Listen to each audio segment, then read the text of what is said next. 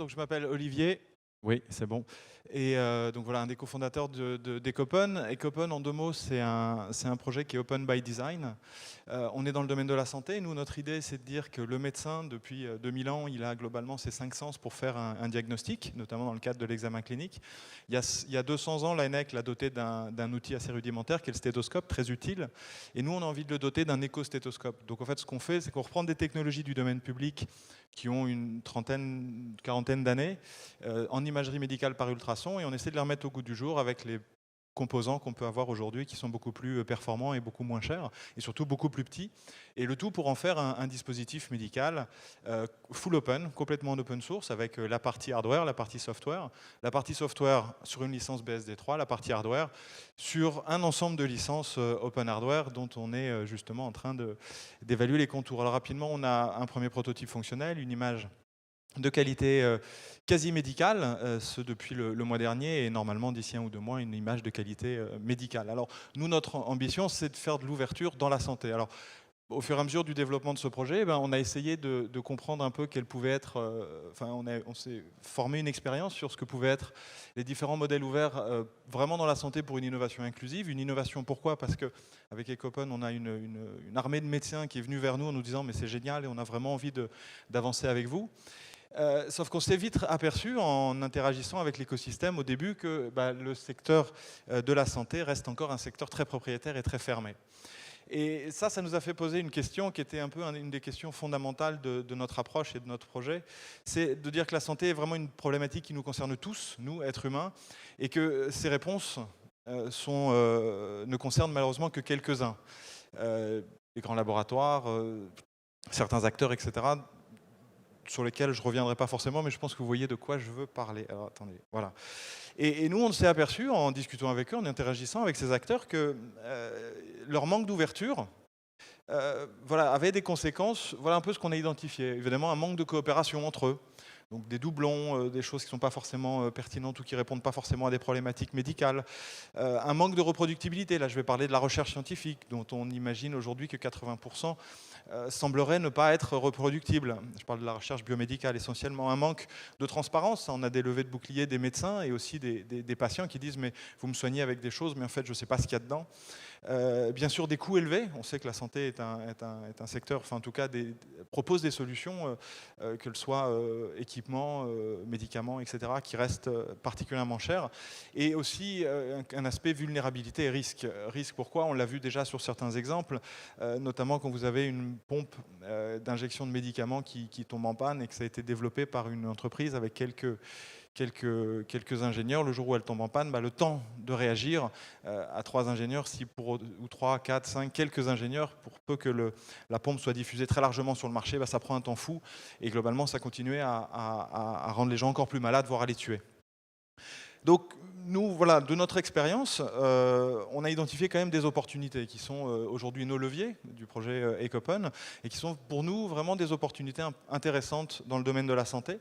Alors, pour camper un peu le décor, les différents modèles ouverts qu'on a identifiés, c'est bien sûr les modèles d'open data pour entraîner, chercher, explorer.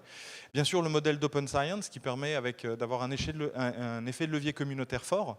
L'open access, être capable de pouvoir accéder à la littérature scientifique qui a été pour beaucoup, notamment pour les organismes publics financés par les impôts des citoyens. Pourquoi aujourd'hui on ne pourrait pas y avoir un accès plus ouvert?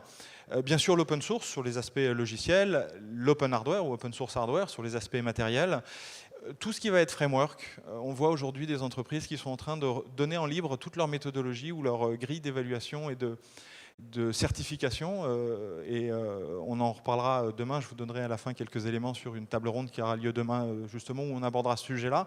Et enfin, l'open innovation, dont on entend parler ici dans les couloirs du Summit, et qui visiblement rencontre un succès de plus en plus grandissant. Pour nous, les opportunités, elles sont autour de la transparence. La transparence, c'est ce que j'ai évoqué, c'est cette possibilité de vérifier. C'est de vérifier qu'un dispositif, quel qu'il soit bien validé d'un point de vue médical, mais aussi d'un point de vue éthique, bien sûr, aujourd'hui, on a des solutions réglementaires qui sont intéressantes, mais qui sont extrêmement onéreuses, très complexes à identifier et qui ne favorisent pas forcément une innovation plus inclusive et plus ouverte. Il y a aussi l'idée de la standardisation. On s'aperçoit qu'il y a un manque d'interopérabilité entre les systèmes, que ce soit d'un hardware vers un logiciel ou entre logiciels eux-mêmes ou même d'un format de données. Donc, on sera tenté de dire qu'une opportunité serait une standardisation avec des standards ouverts et accessibles. Et enfin, cette transparence, elle génère la confiance. Alors, c'est bien sûr la confiance d'un écosystème, mais c'est aussi la confiance des professionnels de santé qui seront des utilisateurs et bien évidemment la confiance des patients. Enfin, c'est la question de ensuite, c'est la question de l'accessibilité. L'open source, nous, on a remarqué que c'était vraiment un moyen de rendre les choses plus accessibles. Prenez, par exemple, les pays en voie de développement. Il faut savoir qu'aujourd'hui, sur le monde entier, 2 tiers de la population mondiale, 5 milliards de personnes, n'ont pas accès à l'imagerie médicale de diagnostic.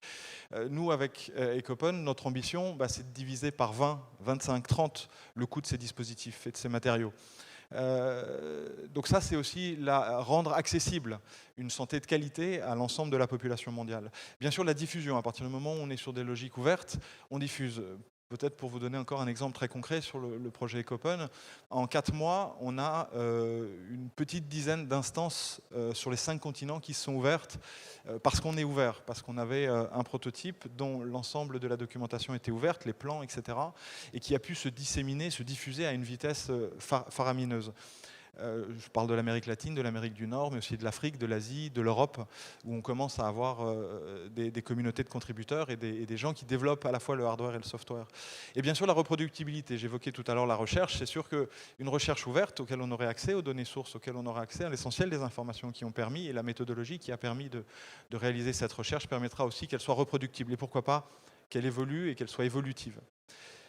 Ensuite, c'est évidemment l'inclusion communautaire des acteurs, parce que ça permettra de se lancer dans des logiques d'ouverture, une mutualisation, donc toujours cette logique de coût. Plus d'agilité, je parlais tout à l'heure d'une défaillance technique. Imaginez que demain, vous ayez un dispositif pour lequel un médecin ait besoin d'une fonctionnalité ou qu'il y ait une défaillance particulière. Quand vous avez une communauté de plusieurs centaines, voire sur certains logiciels, plusieurs milliers de personnes qui s'activent, la fonctionnalité supplémentaire, elle peut être développée en quelques jours, quelques semaines, contre un industriel qui a dans des logiques fermées, qui auraient des process et des dynamiques beaucoup plus complexes et qui lui prendraient beaucoup plus de temps. Bien sûr, c'est aussi, on en découle la modularité et l'adaptabilité qui permet d'être plus modulaire, de répondre plus précisément à des besoins extrêmement spécifiques dans des zones géographiques, dans des situations. Un hôpital en France ou un hôpital au Cameroun ou un hôpital à Tokyo n'auront pas du tout les mêmes problématiques et auront besoin de cette modularité et de cette adaptabilité à leur contexte local. Et enfin, c'est de par cette logique communautaire, cette intelligence collective qu'on peut activer autour de ces logiques d'ouverture, on peut avoir une innovation plus rapide par des itérations beaucoup plus saccadées, beaucoup plus rapides, beaucoup plus efficaces. Je finirai avec la fiabilité, on l'a un peu évoqué déjà, c'est la réduction des risques. C'est aussi le retour des utilisateurs. À partir du moment où on est plus inclusif, on est plus ouvert, donc plus inclusif, on a la possibilité de laisser la possibilité aux utilisateurs de faire un retour, et ce qui permet de faire progresser les solutions beaucoup plus rapidement. Et bien sûr, on en découle sur ces évolutions plus rapides. Alors globalement, les avantages, si on essaie de les extraire, nous on a essayé de trouver des avantages pour l'ensemble des acteurs en les catégorisant dans des grandes rubriques. Pour les industriels, une innovation plus rapide, une baisse des coûts, une intelligence collective et une robustesse plus importante. Pour le système de santé, c'est de la transparence, mais aussi de la fiabilité et de l'efficacité, mais aussi toujours cette logique de coût. Pour la recherche, on reste dans les logiques de transparence, de reproductibilité et d'accessibilité, donc une recherche beaucoup plus dynamique. Les professionnels de santé, c'est l'inclusion, l'adaptabilité, on en parlait, vraiment pouvoir adapter à mes besoins spécifiques, moi, professionnel de santé, la modularité, et bien sûr, donc cette réponse aux besoins. Et enfin, pour les patients, c'est aussi plus de fiabilité, un meilleur accès aux soins, et ça, c'est je pense, l'une des dynamiques les plus essentielles. Et bien sûr de répondre à des besoins de plus en plus complexes. On voit, et j'en finirai par là, notamment dans les pays émergents, l'apparition des maladies chroniques, ce qui est un phénomène assez nouveau et pour lequel ils ne sont pas toujours équipés. Voilà, je vous remercie pour votre attention et sachez que pour terminer, demain à 15 h, on a une table ronde sur les modèles ouverts en salle Genève où on va explorer avec différents acteurs de l'open hardware, de l'open source, des frameworks open, de l'open innovation, ces différents enjeux. Je vous remercie.